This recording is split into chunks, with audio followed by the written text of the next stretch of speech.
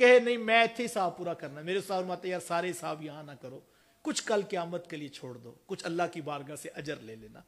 تو مجھے اور آپ کو یہ تاکید کی گئی کہ تم نے سلو کرنی. دیکھو واصف علی واصف مجھے یاد آئے, واصف صاحب نے بڑی خوبصورت بات کہی. واصف صاحب فرماتے ہیں جھگڑا کسی صورت جچتا ہی نہیں.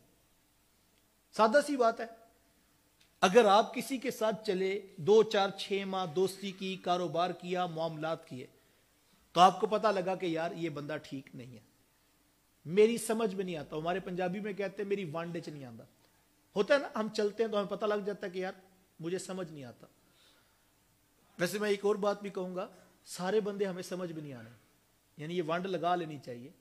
دنیا میں رہنا ہے تو ہمیں سارے لوگ سمجھ, مزاج مختلف ہوتے ہیں, اور یہ بھی نہیں ہوتا کہ سارے بندے غلط ہی ہوتے ہیں. ہمارا مزاج بھی تو ایسا ہو سکتا ہے, وہ کمبائن کیمسٹری میچ نہیں کرتی.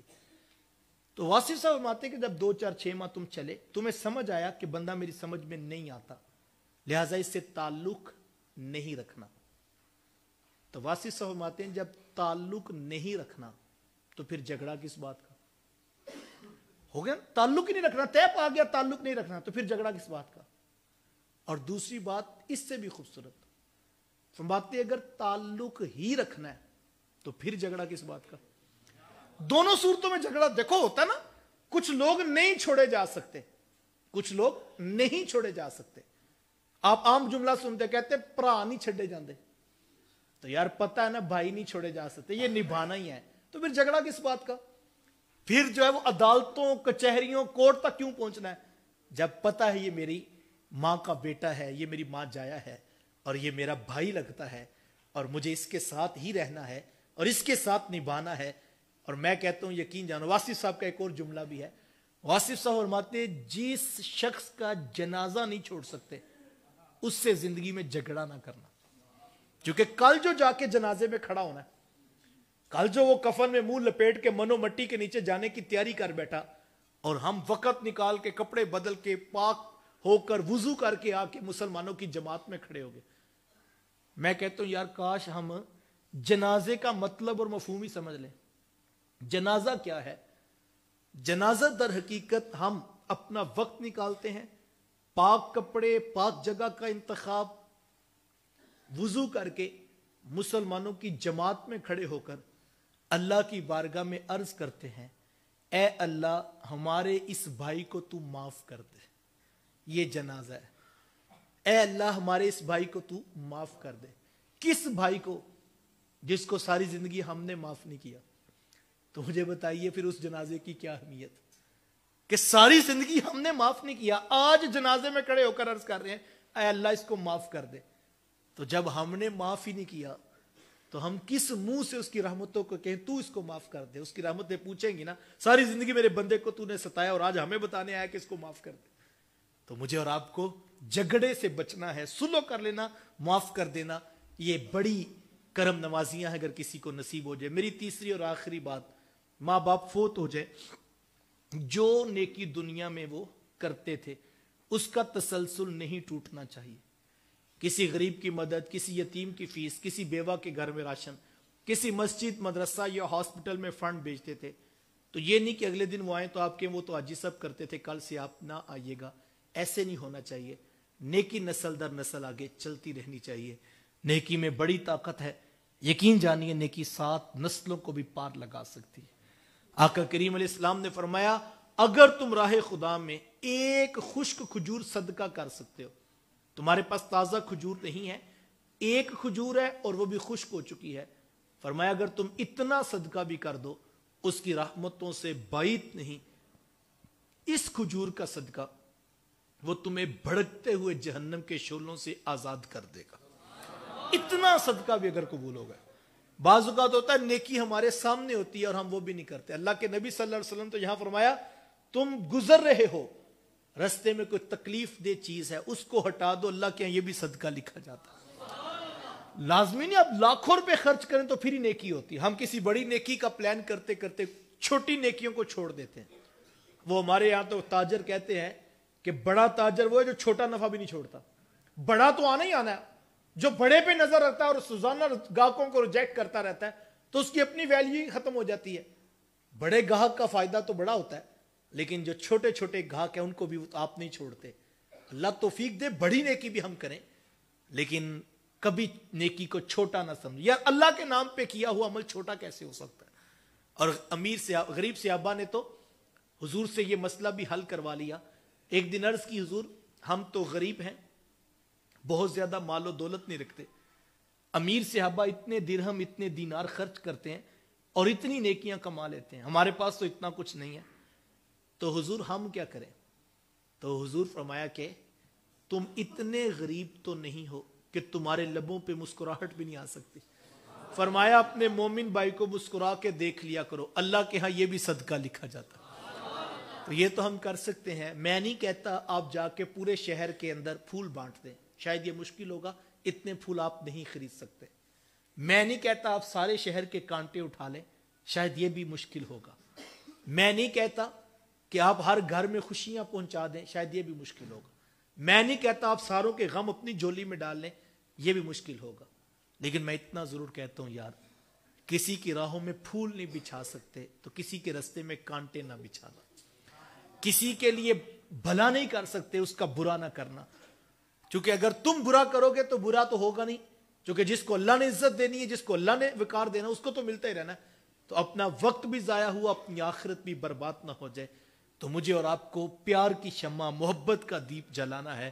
جو نیکی آپ کر سکیں آپ کر گزریے، کل قیامت کے دن اللہ کے ہاں اس کا بڑا اجر ہوگا. مختصر وقت کے لیے ہم دنیا میں بھیجے گئے ہیں، لِيَبْلُوَكُمْ أَيُّكُمْ أَحْسَنُ عَمَلًا. قرآن نے یہی کہا تمہیں دنیا میں بھیجا اس لیے ہے، دیکھنا یہ ہے کون ہے جو اچھے اعمال لے کر آتا ہے، کون ہے جو نیکیاں جمع کر کے لاتا ہے. ہمیں اس لیے اتارا گیا. اور جو ہم کر سکے، وہ محمود نے ایاز سے کہا تھا، چونکہ اس کے جو ہے وہ طرح طرح کے جو ہے وہ غلام تھے اور خدام تھے، اور وہ اسے حسد بھی کرتے تھے. تو کبھی ایسا موقع بن جاتا تو محمود جو ہے وہ ایاز کا تفاوت لوگوں کے سامنے رکھتا. تو اس نے ایک دن تالاب کے سامنے کھڑے ہو کر قیمتی موتی رکھے اور اپنے وزراء سے کہنے لگا کہ یہ بہت قیمتی موتی ہیں، اور یوں تالاب کے اندر پھینک دیے. اور مخاطبت کرتے ہوئے کہا کہ یہ موتی نکال کر لانے ہیں، اور ساتھ میں یہ بھی ہے کہ تمہارے کپڑے بھی گیلے نہیں ہونے چاہیے. تو کوئی کودنے لگا تو وہ رک گیا کہ یہ کیسا حکم ہے کہ کپڑے بھی گیلے نہ ہو اور موتی بھی نکال کے لانا. لیکن ایاز نے نہ ادھر دیکھا نہ ادھر، اس نے فوراً چھلانگ لگائی اور موتی نکال کر لے آیا. تو بادشاہ نے سخت لہجے میں کہا کہ ایاز یہ کیا کیا؟ کہا تو یہ تھا کہ کپڑے گیلے نہیں ہونے چاہیے، اور تمہارے کپڑے بھیگ رہے ہیں اور پانی نچڑ رہا ہے. تو اس نے ہاتھ جوڑتے ہوئے کہا بادشاہ سلامت، اگر جان کی امان پاؤں تو میں عرض کروں. کہا کیا؟ کہا آپ کے دو حکم تھے، ایک حکم تھا موتی نکال کے لانے، اور ایک حکم تھا کپڑے بھی گیلے ہونے نہیں چاہیے. تو میں موتی نکال لایا ہوں، ایک پر عمل ہو گیا، دوسرے کے لیے معذرت چاہتا ہوں. تو انہوں نے کہا یہ اصل ہے، جو کر سکتے ہو وہ کر گزرو، جہاں نہ کر سکو اس کے لیے ہاتھ جوڑ کر معافی مانگ لو کہ مولا یہ بھی حکم تھا، میں یہ نہیں کر سکا، معذرت چاہتا ہوں، مجھے معاف کر دے، آئندہ پورا کروں. معافی مانگ کے آگے بڑھنے والا، محبت کا چراغ جلانے والا، یہ بڑا شخص ہوتا ہے. ہمیں بھی یہ تاکید کی گئی، نیکی کو حقیر نہ سمجھو، جو کر سکتے ہو وہ کر گزرو.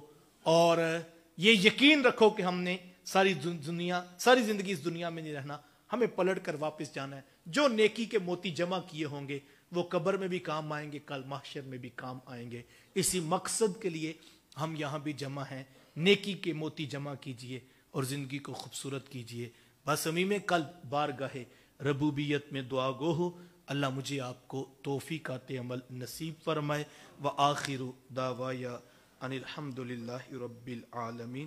میں آپ احباب کے پاس مزید ٹھہرتا، لیکن مجھے ابھی ایک اور نشست میں پہنچنا ہے اور دوست منتظر ہیں اور وقت میں کافی بیت گیا.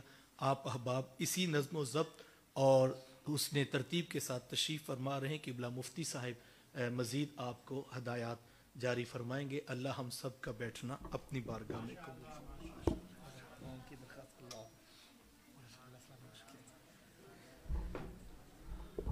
ماشاءاللہ، جزاک اللہ.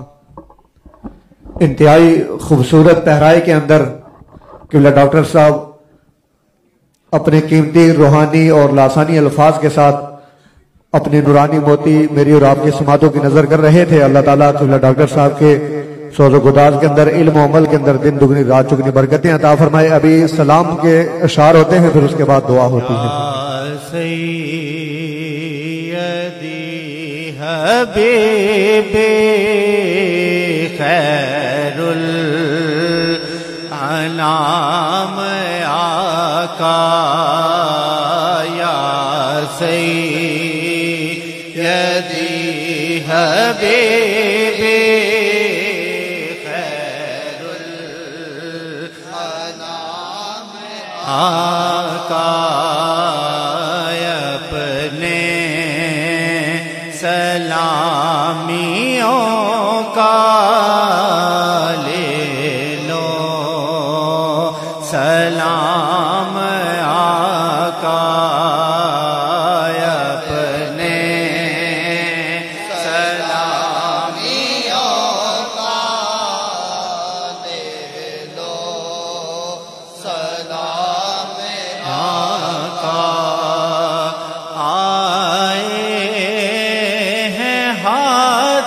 خالی آئے ہاتھ خالی، بردو جناب عالی، بردو جناب عالی، مانگے ہیں آج تم سے، مانگے آج تم سے، منگتوں کی خستہ حالی، منگتوں کی خستہ حالی، رحمت کی صبح ہو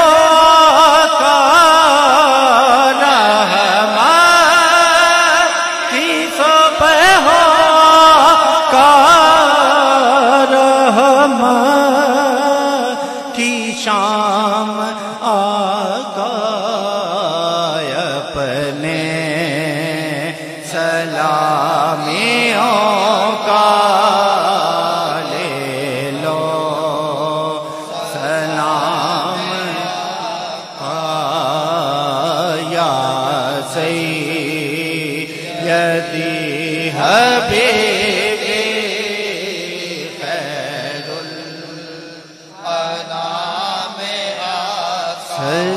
سجدوں میں سے ہمارے، سجدوں میں سے ہمارے، جنت میں گھر ہمارے، جنت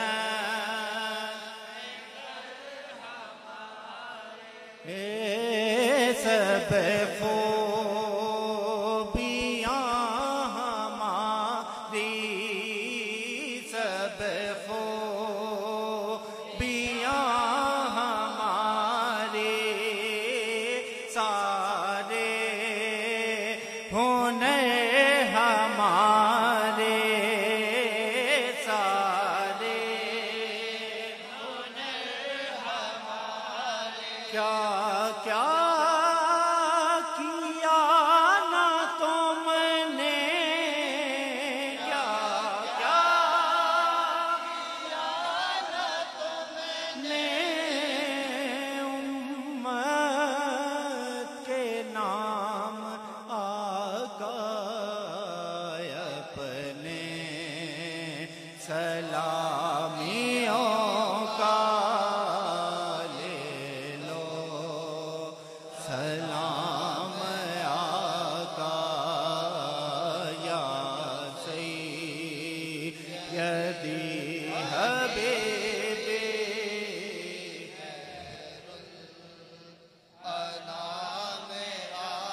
ہے، مدینے کے تاجدار سلام، اے غریبوں غم گسار سلام، اے بری بزم کی بہار سلام، اے خدا کے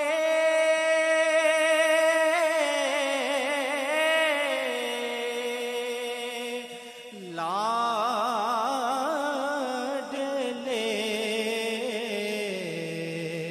پیارے رسول، اور یہ سلام آج نہ ہو قبول۔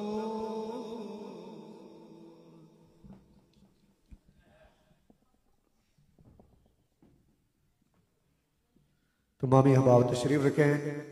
اختتامی دعا کے لیے میں ملتمس ہوں قاری القراء فخر القراء قاری محمد اکبر صاحب میروی، آپ اختتامی دعا فرماتے ہیں۔ اس سے پہلے میں تمامی جملہ علماء کرام جو تشریف لائے ہیں اور جتنے بھی عشاقان مصطفیٰ یہاں پر اس محفل پاک کے اندر تشریف لائے ہیں، تمامی کا تہ دل سے شکریہ ادا کرتے ہیں، اپنی طرف سے جملہ بزموں کی طرف سے اور بالخصوص اپنی طرف سے بزم فدایان نالین مصطفیٰ و عاشقان یا رسول اللہ میلاد کمیٹی کو مبارکباد پیش کرتے ہیں، جنہوں نے یہ عظیم گلدستہ سجایا ہے۔ اللہ تعالیٰ ہر ایک کو اپنی رحمت سے حصہ عطا فرمائے۔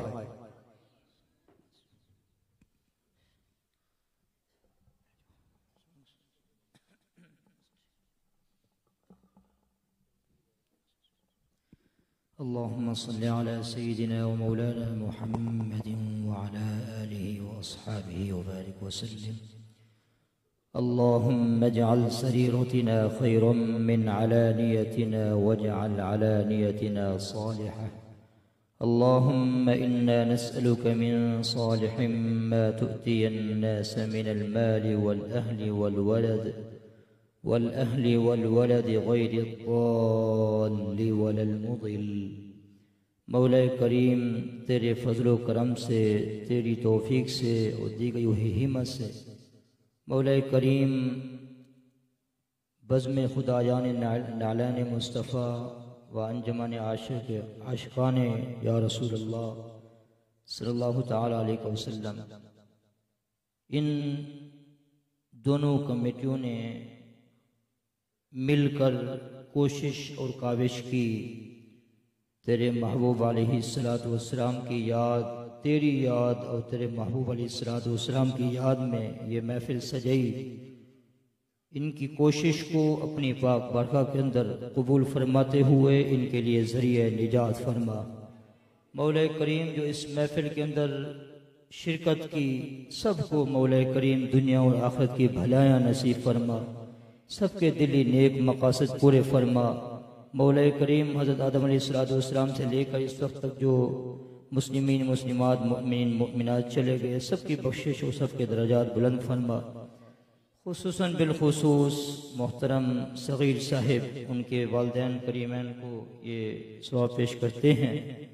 مولا کریم ان کے درجات بلند فرما، ان کی قبروں کو کرور راحت نصیب فرما، ان کی قبروں کو گل و گلزار فرما، یہ ثواب ان کی قبروں پر نور بنا کر برسا۔